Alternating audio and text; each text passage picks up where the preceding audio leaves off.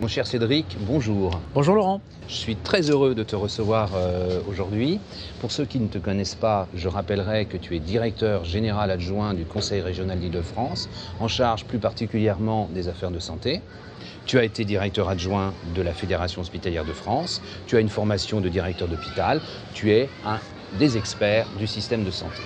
Et tu viens de publier un article dans l'Opinion, il y a quelques semaines maintenant, dans lequel tu exposes des propositions que l'on peut considérer comme étant novatrices et à tout le moins un contre-courant. À la déconcentration, à la centralisation, tu opposes la décentralisation. Tu envisages également la politique de santé comme étant au cœur de l'ensemble des politiques publiques, en particulier éducation nationale, transport, justice, économie. Et tu proposes notamment que finalement les ARS devraient être copilotés entre un représentant de l'État et le président du conseil régional. Permets-moi de commencer notre échange par une petite provocation. Sont-ce tes nouvelles fonctions qui te conduisent à faire ces propositions? Alors, ce ne sont pas mes nouvelles fonctions qui me conduisent à faire cette proposition. C'est vraiment une conviction. Moi, depuis que j'ai la chance de connaître de près le système de santé, système pour lequel j'ai un profond attachement, j'observe qu'on met beaucoup d'argent, 200 milliards d'euros sur la table, on a beaucoup d'organisations, on a beaucoup de professionnels, on a beaucoup d'énergie, on a beaucoup d'envie, et pourtant quelque chose coince. Et quand on regarde de plus près sur ce qui coince et comment est-ce qu'aujourd'hui on n'arrive pas à améliorer durablement l'état de santé de la population, eh bien on s'aperçoit qu'il y a beaucoup de manque de coordination et qu'on aborde la santé seulement sous l'angle de la structure juridique de l'établissement, sur l'angle de la politique d'offre de soins. Et moi, finalement, mon observation et ma conviction, très, très clairement, même si elle est aujourd'hui extrêmement minoritaire, c'est de dire qu'on ne peut avoir un impact réel sur l'état de santé d'une population et sur l'état de santé d'un individu que si on fait converger l'ensemble des politiques, l'ensemble des facteurs qui vont influencer sur la santé. En un mot, qu'est-ce que ça veut dire? Aujourd'hui, on voit bien que la façon dont on peut agir sur la santé, c'est en faisant converger une politique de transport, parce que la façon de se déplacer va influer sur la manière de consommer, la manière d'accéder aux soins, et y compris va avoir une influence sur la précarité en santé. Certaines personnes, on le voit bien, n'ayant pas accès au transport, ne peuvent plus avoir accès aux soins, ou en tout cas se sentent fragilisés dans leur accès aux soins. La politique également de logement. On sait tous à quel point le logement peut influer sur l'état de santé. La politique de sport, évidemment, l'accès à des équipements sportifs va avoir une influence déterminante sur la prévention, sur la marche, etc. La politique économique, de façon très claire. Si on a une politique économique qui est favorable à la santé, si on sait implanter des industries de santé, si on sait orienter les investissements dans un sens favorable à la création, à l'innovation, et autre exemple, et je pourrais en prendre des dizaines, la question de la formation professionnelle, elle est capitale. La question d'être en capacité de savoir de quel professionnel de santé on a besoin pour répondre aux besoins de la population. Eh bien, moi, quand j'observe finalement tous ces déterminants de santé, on s'aperçoit aujourd'hui qu'ils ne sont pas coordonnés. C'est des départements ministériels très différents, ministère de l'Agriculture pour les questions d'alimentation que j'ai pas évoquées, ou d'écologie, le ministère donc de l'Environnement, le ministère de la Santé, bien entendu, le ministère du Travail, de la formation professionnelle, du numérique, de l'industrie, de l'économie, des finances, bref, un ensemble de départements qui n'abordent pas la santé en tant que telle, mais qui le conçoivent, encore une fois, comme le domaine réservé du ministère de la Santé. Eh bien, pour moi, si on veut vraiment changer la donne aujourd'hui, avec l'argent énorme qu'on met dans le système, eh bien, il y a une solution, c'est d'observer où est-ce qu'on peut intégrer toutes ces politiques, comment est-ce qu'on peut les coordonner. Et la manière de les coordonner, pour moi, c'est sur le territoire. Mais c'est sur le territoire de manière différente. C'est certainement pas l'État, c'est certainement pas le bureau du ministre, quel qu'il soit, avec quelle que soit sa bonne volonté, qui peut avoir un impact durable. Moi, j'observe que c'est en adaptant les solutions de terrain, en étant capable de tisser, d'intégrer les solutions, les problématiques sur le territoire, eh bien qu'on pourra changer les choses. Et moi, j'observe aujourd'hui, et indépendamment du fait que je suis aujourd'hui un des acteurs du Conseil régional d'Île-de-France, mais j'observe aujourd'hui que toutes les politiques qu'on a évoquées, elles se retrouvent en un lieu, dans une taille critique suffisante, c'est celle du Conseil régional. Et d'où mon appel, quelque part, ou en tout cas mon plaidoyer, de se dire il est temps enfin de faire confiance au territoire, pas simplement dans les mots, Mais dans les actes, il faut impérativement que la santé, d'une façon générale, la santé, la solidarité, l'autonomie, deviennent une réalité territoriale, deviennent un sujet d'intégration, de réunion des différentes politiques au plus près des concitoyens, c'est-à-dire à l'échelle régionale. Tu comprends bien que tu es quand même totalement à contre-courant. Totalement. On a fait sortir les maires des conseils de surveillance des hôpitaux. On a écarté finalement quasiment les collectivités de l'ensemble du dispositif de santé et toi tu veux les remettre au centre. Mais ceci dit, je ne voudrais pas te dire que tu as tort puisque je vais prendre comme exemple le projet territorial de santé mentale. Nous le voyons actuellement fleurir un peu partout et je vais te donner comme exemple plus particulièrement celui de Pyrénées-Orientales. Ont été mis autour d'une table à la fois les représentants de l'État, et représentants de l'État c'était aussi bien préfet, ARS, mais aussi les acteurs de santé, les acteurs du médico-social.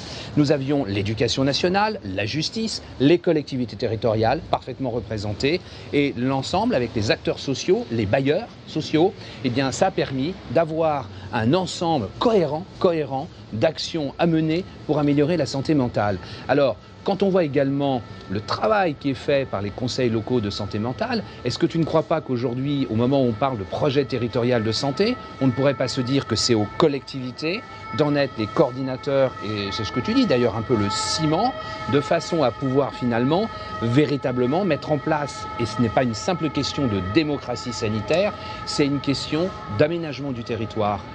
Comment toi tu vois cela plus particulièrement? Parce qu'on ne peut pas s'arrêter uniquement au président du conseil régional. Évidemment. Je reviens sur ce que tu disais au départ. On a sorti les maires, mais avec les maires et les élus, avec quel résultat, in fine?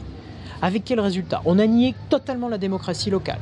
On a nié le fait qu'un élu local, porteur d'une légitimité bien supérieure à celle d'un fonctionnaire, je suis un fonctionnaire, mais bien supérieure à celle d'un fonctionnaire, porteur aussi d'une certaine synthèse, d'un projet sur un territoire. On les a sortis avec quel résultat? Et aujourd'hui, au mieux, ils se désintéressent, au pire, ils s'opposent à tout choix, quel qu'il soit. Puisque finalement, ils ne sont pas associés, donc forcément, c'est des décisions venues d'ailleurs qui vont donc être négatives pour le territoire. Moi, mon propos, il est très simple. Il faut réembarquer les élus, quels qu'ils soient, dans les choix de santé. Parce que aujourd'hui, avec le niveau d'exigence des Français, leur niveau d'anxiété également, quand on regarde toutes les enquêtes d'opinion, on a plus de 7 Français sur 10 qui considèrent que leurs enfants seront moins bien soignés qu'eux-mêmes. Enfin, on est quand même dans une puissance mondiale où cette réalité-là, on se dit de toute façon, les choses vont aller moins bien en matière de santé. Moi, je crois qu'il est important de recréer du lien, recréer du sens dans la politique santé. Ça se fera certainement pas au niveau national. On voit bien que c'est plus l'échelle qui est pertinente. Ça se fait au niveau local. Et tu as tout à fait raison.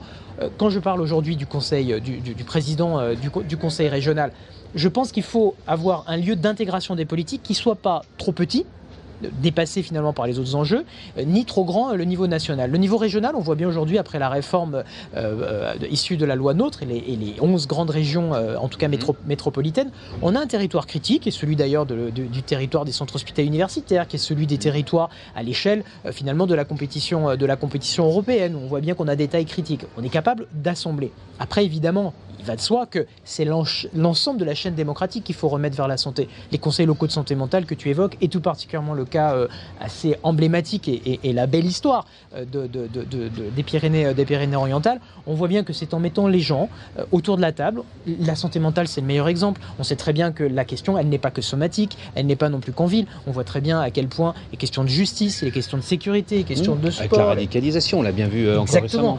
Que tout va converger et que c'est ensemble que les acteurs peuvent trouver les solutions adaptées à leur territoire. Cessons de croire qu'il n'y a qu'un modèle qui puisse s'adapter partout sur le territoire. Cédric, une des raisons en réalité des ARS et de la déconcentration, c'est de dire évitons aussi une inégalité entre les différentes régions, car qui dit décentralisation va dire après une autonomie de la région, des acteurs. Et ça, qu'est-ce que tu réponds à ça ? Là encore une fois, même réponse que tout à l'heure.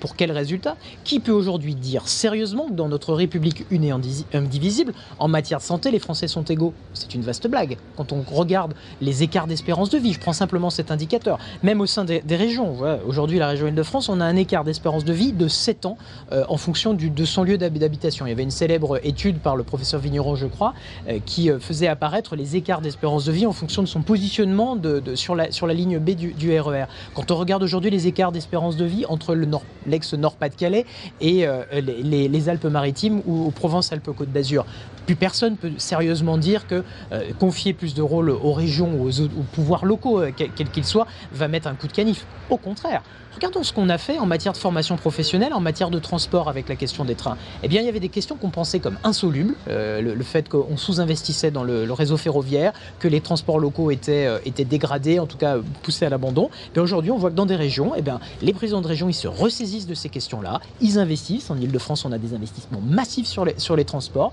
on fait de la régularité, on entend en fait l'aspiration des franciliens et l'aspiration des populations d'une façon générale, parce qu'on est tenu, le politique est tenu à une obligation de résultat. En matière de formation professionnelle, d'apprentissage, c'est la même chose.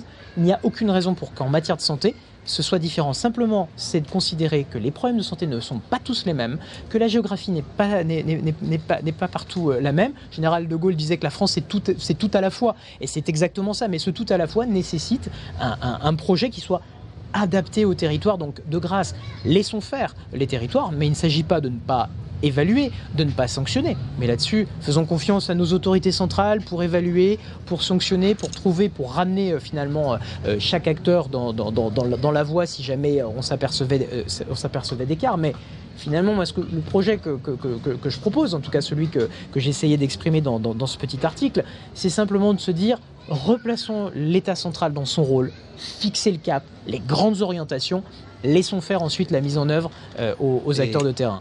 Cédric, une dernière question.